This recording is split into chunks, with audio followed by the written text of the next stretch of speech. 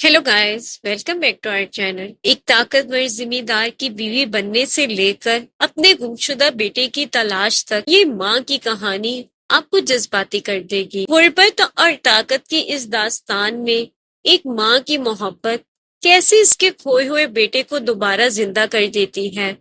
आइए ये नाकाबिले यकीन कहानी सुने। मैं एक इंतहाई गरीब घराने से ताल्लुक रखती थी। मेरे वालिद एक मामूली मुलाजिम थे। भला हम कहाँ और तालीम कहाँ। जब मैं 16 साल की थी तो वालिद ने मेरी शादी अपने एक रिश्तेदार के बेटे से कर दी।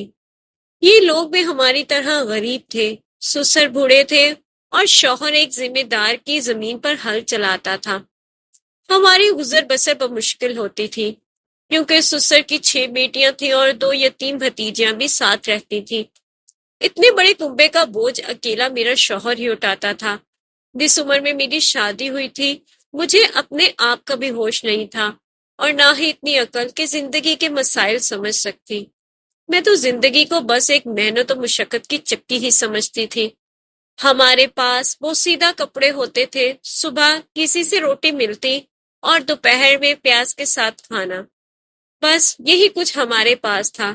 अलबत्ता रात को दूध का एक गिलास हर एक को मिल जाता था क्योंकि हमारे खानदान में गाय की हैसियत एक फर्ज जैसी थी। मुझे अच्छी तरह याद है कि मैं सिर्फ 3 दिन तक दुल्हन बनी रही। इसके बाद मैं वही खेतों में जाकर काम करना, कुएं से पानी भरकर लाना, घास काटना और तंदूर पर रोटियां पकाना। जो कुछ मैके में था वही ससुराल में मिला।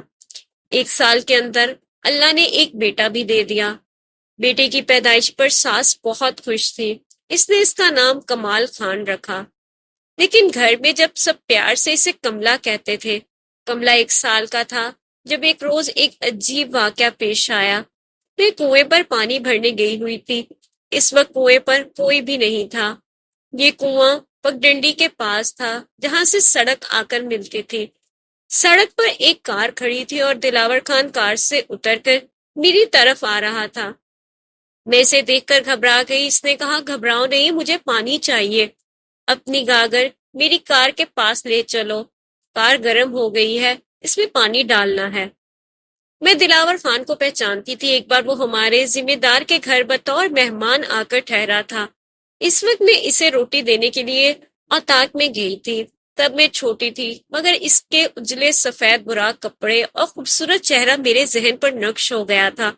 मैं इसकी मशहूर की शख्सियत से बहुत पहले बचपन में ही मरऊब हो गई थी। कार में पानी डालने के बाद इसने इंजन बंद कर दिया और मुझसे पूछा, इस खिदमत के सिले में तुमको क्या चाहिए। मैं चुप खड़ी अपना आंचल उंगलियों से मरोड़ती रही।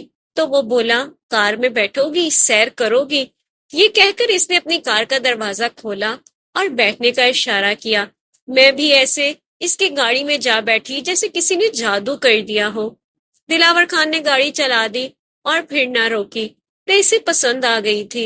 इसने इसी लम्हे तय कर लिया था कि जो भी हो मुझे हासिल करके रहेगा। वो मुझे लेकर अपने घर आ गया। वो बहुत बड़ा जिम्मेदार था। मेरे रिश्तेदार वाले, चचा, ससुर और शौहर किसी में हिम्मत ना थी कि इसके रास्ते में आते। उन्होंने थाने में रिपोर्ट दर्ज कराने की कोशिश की तो थाने वालों ने इन्हें आंखें दिखाकर भगा दिया। ये सारा इलाका दिलावर खान का था। भला कौन इसके खिलाफ रिपोर्ट लिखता। थाने वालों के लिए ये कोई अनोखी बात न थी कि एक बड़ा जिम्मेदार एक गरीब मजारा की लड़की को अपने घर की जीनत बनाने के लिए उठा के ले गया था। दिलावर खान की हवेली देखकर मैं तो हैरान रह गई थी। इस कदर शानदार घर मैंने कभी ख्वाबो ख्याल में भी नहीं देखा था। इसकी बीवी बांझ और बीमार थी। हालात मेरे लिए बहुत साजगार थे। दिलावर खान को औलाद की तमन्ना थी। इसने मुझसे कहा, गौहर देखो, तुम मेरे घर में कदम रख चुकी हो। तुम्हारा वापस जाना अब मेरी बेइज्जती है, ये नामुमकिन है। मैं तुम्हें मजाक में नहीं लाया। मुझे पहली नजर में ही तुम भाग गई थी। मैं तुमसे शादी करूंगा। ये तुम्हारे लिए बड़ी इज्जत की बात होनी चाहिए। अलबत्ता एक मसला है, तुम्हारा बेटा। इसे तुम्हें भुला देना होगा। मैं इस आदमी को क्या कहती जबकि वो ताकतवर था और मैं कमजोर। वो जो कह रहा था इसे वो जबर से भी मनवा सकता था। ये मेरी खुशबख्ती थी कि इसने मुझे बीवी बनाने का इरादा किया। अगर वो यूं ही दिल लगी के लिए छोड़ देता तब भी मैं یا میرے والدین اس کا کچھ نہیں بگاڑ سکتے تھے۔ میرے سسر، والد اور شوہر کو بلوا کر اس نے اپنا ارادہ ان پر ظاہر کیا اور میرے شوہر کو حکم دیا کہ وہ مجھے طلاق نامہ لکھ دے۔ یہ سب جانتے تھے کہ اگر انہوں نے سیدھے طریقے سے دلاور خان کی بات نہ مانی تو وہ ان پر عرصہ حیات تنگ کر سکتا تھا۔ غریب تو اپنی غربت سے مجبور ہوتا ہے، اور یہی میرے وارثوں کی بے بسی تھی۔ انہوں نے دلاور خان کی پیشکش قبول کر لی اور کافی رقم لے کر طلاق نامہ لکھ کر دے دیا۔ اب میں آزاد تھی۔ دلاور خان مجھ سے نکاح کر سکتا تھا۔ میں کم سن تھی اور وہ عمر میں مجھ سے کافی بڑا تھا۔ اس کا روب مجھ پر ایسا طاری تھا کہ وہ جو کہتا میں بلا چوں چڑا مان لیتی۔ نکاح کے بعد اس کے گھر میں میری جو حیثیت متعین ہوئی تھی اس کا تو میں تصور بھی نہیں کر سکتی تھی۔ میں سارے گھر کی مالکن تھی۔ دلاور خان مجھ پر جان نچھاور کرتا تھا۔ اس نے مجھے سونے سے پیلا کر دیا تھا۔ میں جو کڑی دھوپ میں کھیتوں میں جلتی تھی آج ٹھنڈی حویلی میں سکون اور آرام کی نیند سوتی تھی، اور نوکرانیاں میرے آگے پیچھے پھرتی تھی۔ میں سچ مچ بھکارن سے ملکہ بنا دی گئی تھی۔ بھلا ایسے نصیب کسی لڑکی کے ہو سکتے ہیں؟ شاید کروڑوں میں کوئی ایک ہی ایسی ہوتی ہوگی۔ میں جتنا اپنی قسمت پر ناز کرتی کم تھا۔ میں غربت کے دہکتے ہوئے جہنم سے نکل کر دلاور خان جیسے بڑے آدمی کی عزت بن گئی تھی اور اس کے پیار کی چھاؤں تلے آ گئی تھی۔ میرے میکے والوں نے مجھ سے پھر کوئی ناتا نہ رکھا۔ ایک ماں تھی جس نے میرا ساتھ نہ چھوڑا۔ وہ چوری چھپے ملنے آ جاتی اور کبھی کبھی میرے بیٹے کملے کو بھی اپنے دوپٹے کی اوٹ میں لپیٹ کر لے کر آتی تھی۔ جب تک میں دلاور خان کے بچے کی ماں نہ بنی، دلاور نے میری ماں کے آنے جانے پر کوئی اعتراض نہ کیا۔ لیکن جب اس کے گھر میں نے پہلے بیٹے کو جنم دیا تو پھر اس نے مجھے بتا دیا کہ مجھے اپنے میکے سے اب کوئی تعلق نہیں رکھنا، خاص طور پر پہلے شوہر کے لڑکے کے لیے۔ اس گھر میں کوئی جگہ نہیں ہے۔ پہلے میں صرف دلاور خان کی محبوبہ تھی، اب اس کے بیٹے کی ماں بن چکی تھی، اور یہ زنجیر باقی سب زنجیروں سے زیادہ مضبوط تھی۔ اب میں کملے کو یاد کر کے تڑپتی تھی، مگر اس سے مل نہیں سکتی تھی۔ وہ میرا بیٹا تھا، میں اسے کیسے بھول سکتی تھی؟ یاد کر کے تڑپتی مگر مل نہ سکتی تھی۔ وہ میرا اپنا تھا، میں اسے کیسے چھوڑ سکتی تھی؟ میرا ایک بیٹا تو سونے کے پالنے میں جھول رہا تھا اور دوسرے کو زمین پر بچھانے کے لیے ردی کا ایک ٹکڑا بھی میسر نہیں تھا۔ کملے کے لیے چوری چھپے کچھ نہ کچھ رقم بھیجا کرتی تھی، مگر اس سے میری تسلی نہ ہوتی تھی۔ وہ ہر دم یاد آتا تھا۔ اس سے جدائی کا مجھے بہت غم تھا، لیکن اس سے بھی زیادہ غم تو اس بات کا تھا کہ وہ اسرت کے ہاتھوں ختم ہو رہا تھا اور میں مخملی بچھونوں پر سوتی تھی۔ شاید بعض غم تقدیر میں اٹل ہوتے ہیں، موت کی طرح۔ جتنی بھی خوشی ملے وہ غم نہیں مٹتے، جب تک سانس چلتی ہے ساتھ رہتے ہیں۔ ایسا ہی غم مجھے اپنے بیٹے کملے کی جدائی کا تھا۔ زندگی کے دن بسر ہوتے رہے۔ دلاور خان کے گھر مجھ پر ہر طرح کا سکھ اور آرام تھا۔ اس شخص نے کبھی کوئی دکھ نہیں دیا، مگر میری ہر خواہش کے باوجود اس نے میری ایک خواہش کبھی نہ پوری ہونے دی۔ میں نے بھی اس کے عوض اس کے ہر حکم کی تعمیل کی، ایک اطاعت گزار بیوی بن کر اس کے دل کو سکون اور آرام پہنچایا، یہاں تک کہ کملے کو بھی بھلا دیا اور اپنی ممتا کو بھی موت کی نیند سلا دیا۔ دلاور خان کے گھر میں نے 5 بیٹوں کو جنم دیا۔ میرے کالے بال ان کی محبتوں کی دھندیا روشنی میں سفید ہو گئے۔ دلاور خان نے ساری زمین اپنی زندگی میں ہی میرے نام کر دی تھی۔ وہ مجھ سے کہا کرتا تھا، کیا خبر گوہر، تیرے لڑکے تجھ سے وفا کرے یا نہ کرے، اس لیے میں جائیداد ان کے نام نہیں کروں گا، میرے بعد تو خود ان میں بٹوارا کرتی رہنا۔ دلاور خان عمر میں مجھ سے کافی بڑا تھا۔ وہ مجھ سے پہلے ہی موت کی راہوں کا مسافر بن گیا۔ اس کے مرنے کے بعد پتا چلا کہ تنہائی اور بے چارگی کیا شے ہوتی ہے۔ جب تک وہ زندہ تھا کسی بات پر پابندی نہ تھی، اب ہر بیٹے کی خوشنودی کی پرواہ کرنا پڑتی تھی۔ میرے سب بیٹے اپنے اپنے مشغلوں اور خوشیوں میں گم تھے، انہیں میری تنہائی اور بیوگی کا ذرا بھی احساس نہیں تھا۔ بڑا بیٹا شادی کر کے الگ ہو گیا اور کبھی کبھار ہی میرے پاس آتا تھا۔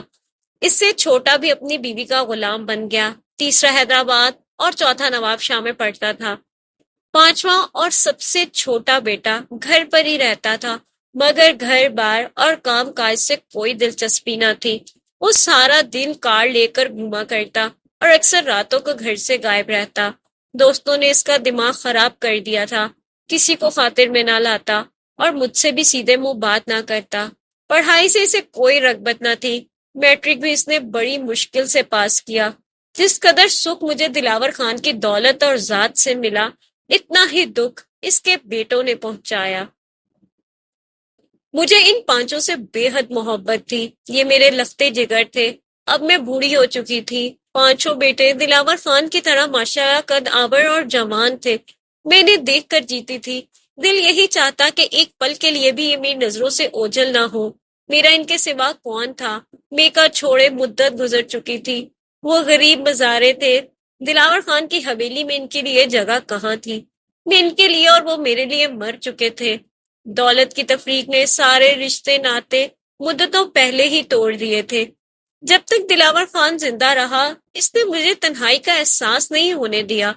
دلاور خان محبت کا ایک ایسا سمندر تھا جس میں ڈوب کر اپنا ماضی بھلا چکی تھی، یہاں تک کہ اپنی کوکھ کے جائے کو بھی بھلا دیا تھا۔ حالانکہ وہ مجھے بھولتا نہ تھا۔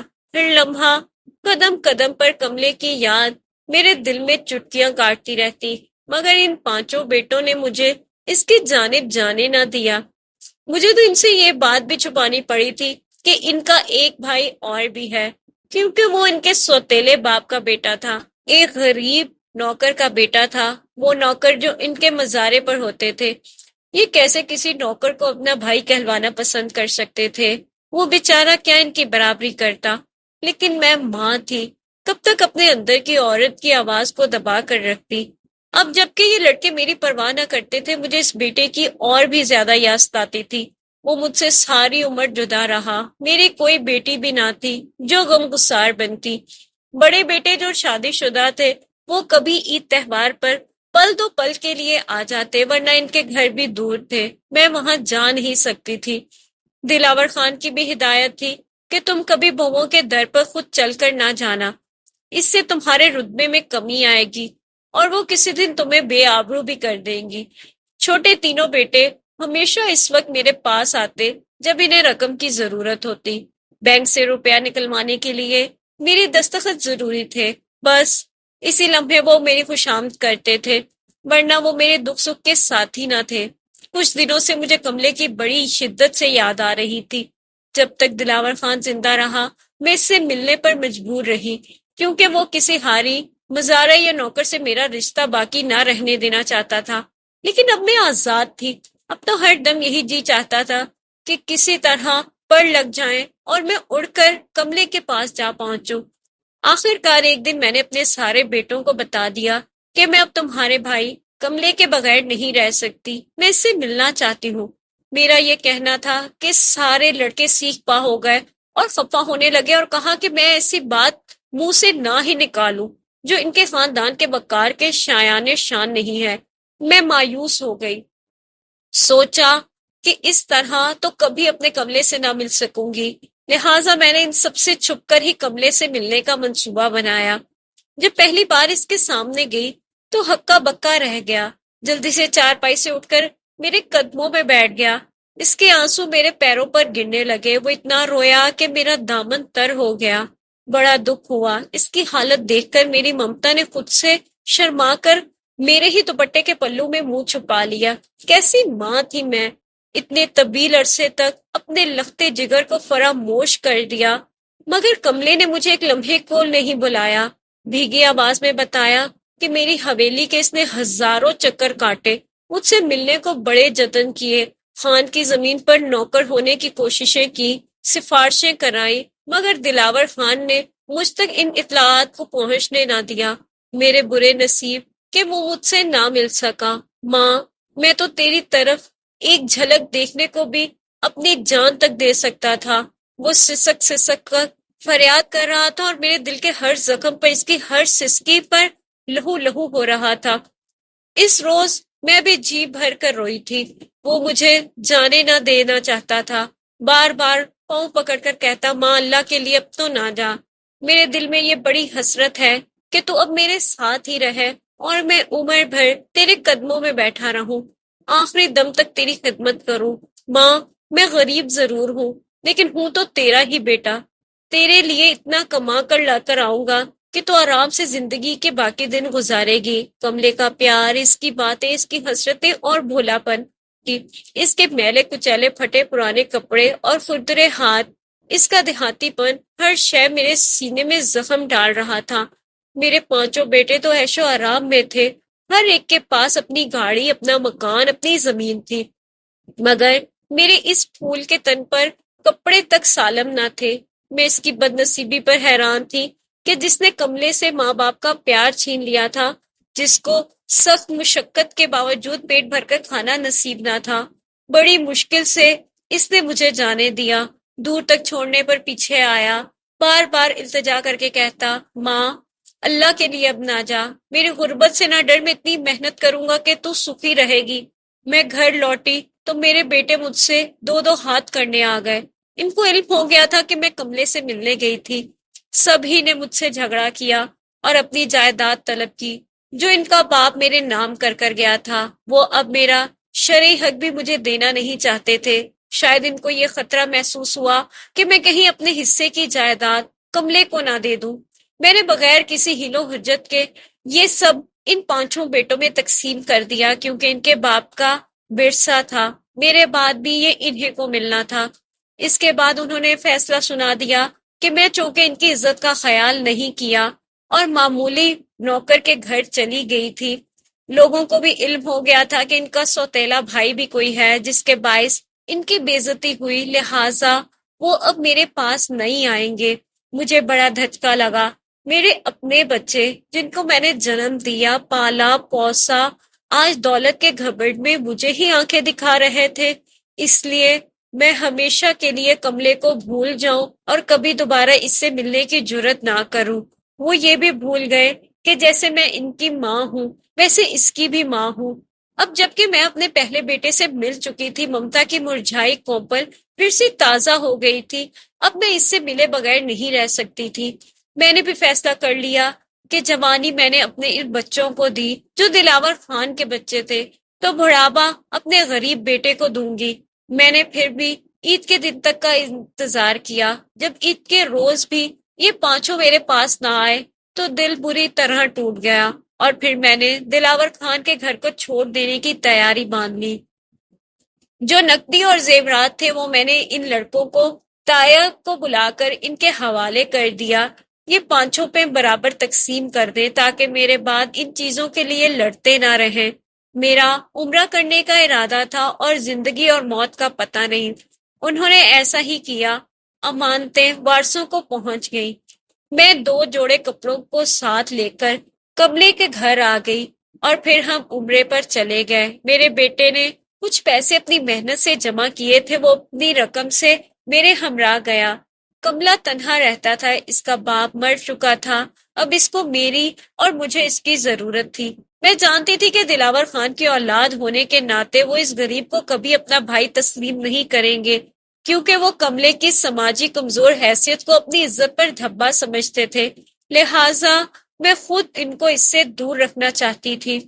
کملے نے باپ کے 5 مرلے کا گھر بیچ دیا اور ہم شہر آ گئے۔ یہاں اس نے محنت مزدوری کی اور اپنی حلال کی کمائی سے میرا پیٹ پالنے لگا۔ میں جانتی تھی کہ میرے لڑکوں کا حصہ بھی آنا چاہیے اور وہ ضرور ایک دن خود مجھ سے آ ملیں گے، مگر وہ نہ آئے۔ ان کی جدائی کا غم ضرور ہے، لیکن اب مجھے اپنی ممتا کی دولت اپنے غریب بیٹے پر نچھاور کرنی ہے تاکہ میں اس کے کچے گھر میں عزت اور سکون سے مر سکوں۔ یہ بھی ہے کہ ایک کھویا ہوا بیٹا مل گیا، لیکن میرے 5 بیٹے کھو گئے۔ پہلے میں کملے کے لیے بے سکون تھی، اب ان کے لیے بے سکون رہتی ہوں۔ عورت کی بھی کیا قسمت ہے، اس کو کہیں سکون نہیں ملتا، خوش بھی ہو تو اولاد کا کوئی نہ کوئی دکھ لگا ہی رہتا ہے۔